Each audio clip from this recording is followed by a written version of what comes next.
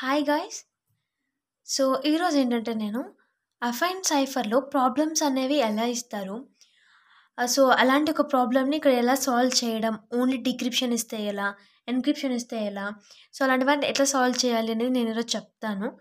So, already నా previous వీడియోలో అఫైన్ సైఫర్‌ని డీటెయిల్‌గా ఎక్స్‌ప్లెయిన్ చేశాను విత్ ఎన్‌క్రిప్షన్ అండ్ డిక్రిప్షన్‌తో పాటు. సో, ఇక్కడేంటంటే ఒక ప్రాబ్లమ్‌ని తీసుకున్నాను. అందులో వాళ్ళు అడిగిన దాన్ని మాత్రమే మనం సాల్వ్ చేయబోతున్నాం. సో, ఇక్కడ చూడండి ఫ్రెండ్స్.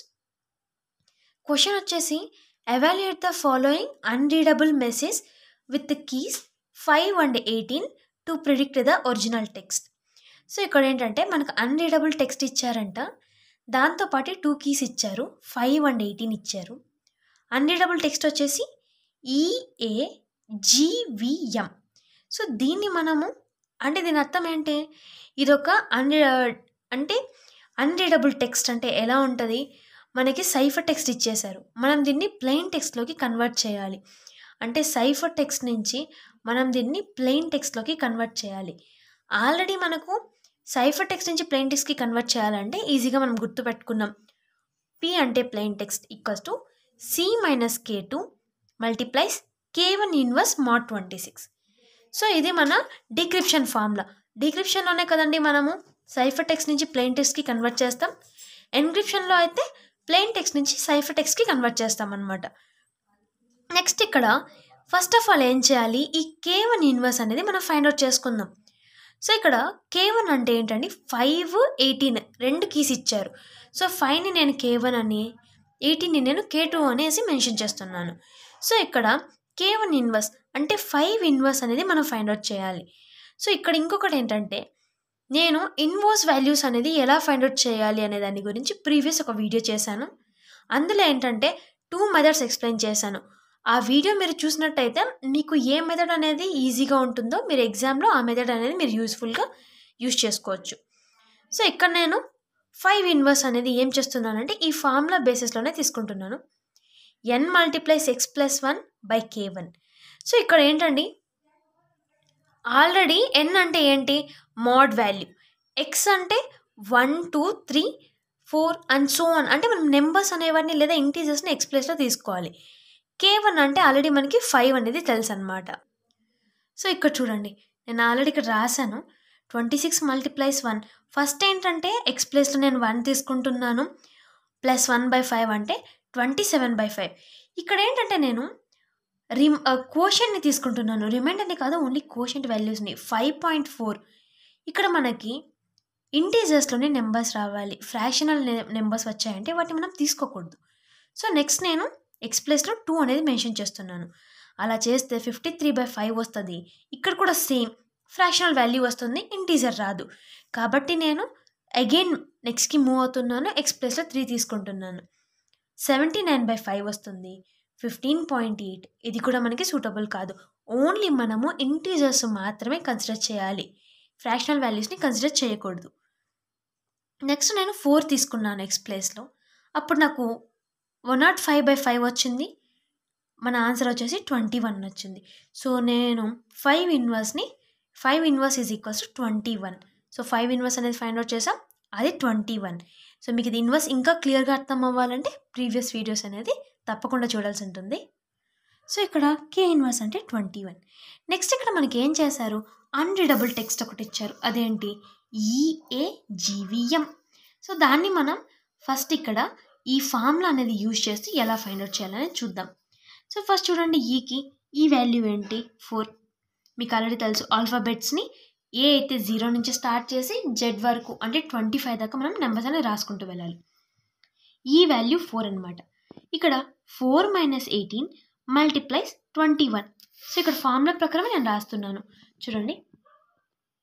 C అంటే 4. నెక్స్ట్ K2 అంటే 18. K1 ఇన్వర్స్ ఎంత వచ్చింది మనకి వాల్యూ? 21 వచ్చింది. ఆ 21 ఇది. ఇక్కడ రాశాను. ఏంటొచ్చింది ఆన్సర్? -14 multiplies 21 mod 26. సో, ఇక్కడ నేను జస్ట్ మల్టిప్లై చేస్తే -294 mod 26 వచ్చింది. సో, ఇక్కడ మనం మైనస్ అంటే నెగిటివ్ వాల్యూస్‌ని ఎలా ఫైండ్ ఔట్ చేయాలంటే ఈ నెగిటివ్ వాల్యూస్‌కి మనము ప్లస్ 26 అనేది చేయాలి. అంటే మన మోడ్ వాల్యూతో ప్లస్ చేయాలి. అంటిల్ మనకి పాజిటివ్ నెంబర్ వచ్చేదాకా మనం ఇది కంటిన్యూగా చేస్తూనే ఉండాలి. అంటే మీరు ఒకవేళ క్యాల్కులేటర్‌లో ట్రై చేశారంటే -294ని +26 మన మోడ్ ఉండేది 26. సో, అంటిల్ మనం ఎప్పటిదాకా చేయాలి? మనకి సేమ్ వాల్యూ ఇక్కడ ఏమైతే ఉన్నదో ఈ మైనస్ కాస్త ప్లస్ అయ్యేదాకా మనం చేస్తూ ఉండాలి. చూడండి -164 అగైన్ నేను ప్లస్ చేస్తున్నాను. సో, ఎప్పుడైతే మనకి పాజిటివ్ వాల్యూ వస్తుందో అదే మన ఆన్సర్ అవుతుంది. ఇక్కడ -8 వచ్చింది. అగైన్ నేను +26 చేస్తున్నాను 18. సో, 18 అనేది మన ఆన్సర్ అనమాట. సో, అందుకనే నేను ఇక్కడ 18 అనేది మెన్షన్ చేశాను. సో, 18 వాల్యూ అంటే ఏంటి? అది ఆల్ఫాబెట్స్‌లో రాయాలి మనం అక్కడ. సో, 18 అంటే ఏంటి? ఎస్. సో, 18 ప్లేస్‌లో నేను ఎస్ అనేది మెన్షన్ చేస్తున్నాను. నెక్స్ట్ ఏ. ఏ అంటే ఏంటి? 0. 0 - 18 × 21. ఫైనల్‌గా చేస్తే ఏంటి? -18 × 21 అంటే -378 వస్తుంది. ఇక్కడ కూడా మనం ఏం చేయాలి? ఈ -378కి +26 చేయాలి. ఎప్పటిదాకా చేయాలి? మనకి పాజిటివ్ వాల్యూ వచ్చేదాకా. అలా పాజిటివ్ వాల్యూ వచ్చేదాకా చేస్తే మనకి 12 వస్తుంది ఆన్సర్. సో, 12 వచ్చిందంటే దానికి ఆల్ఫాబెట్స్‌లో మనం ఏమని మెన్షన్ చేస్తాం? ఆల్ఫాబెట్స్‌లో మనం 12 వస్తే ఎం అనేది అయితే మెన్షన్ చేస్తాం. సో, నేను ఇక్కడ ఎం అనేది రాస్తున్నాను. Next G. జీ అయితే 6. సో, 6 - 18 × 21 mod 26 అంటే -12 × 21 mod 26. సో, ఏంటి వచ్చింది ఇక్కడ? -252. అప్పుడు mod 26 చేసామంటే ఇక్కడ కూడా ఏంటంటే +26 చేయాలి. ఫైనల్‌గా మనకి 8 వస్తుంది ఆన్సర్. 8 అంటే ఏంటి? సో, 8 అంటే ఇక్కడ మనకి ఐ అనేది మెన్షన్ చేస్తున్నారు. సో, ఇక్కడ 8 ప్లేస్‌లో మనం ఐ అనేది రాసుకోవాలి. ఆల్రెడీ 3 వచ్చేసాయండి. S, M, I. Next V. వికి 21 వాల్యూ. సో, 21 - 18 × 21 చేస్తే ఏంటి? ఇది 3 × 21 అని చెప్పేసి ఉన్నది. సో, అప్పుడు మనం 21 × 3 చేసామంటే 63 వస్తుంది. మీకు ఆల్రెడీ మోడ్ వాల్యూస్ అనేది ఎలా ఈజీగా ఫైండ్ అవుట్ చేయాలని నేను మీకు ఎక్స్ప్లెయిన్ చేశాను. అక్కడ మనం ఫైండ్ అవుట్ చేస్తే 63 mod 26 అయితే 11 అనేది వస్తుంది. సో, 11 అంటే ఏముందండి? 11 అంటే అగైన్ మనకి తీసుకుంటే ఎల్ వాల్యూ అనేది వస్తుంది. సో, ఇక్కడ ఎల్. అట్ లాస్ట్ ఎం. ఎం అంటే 12.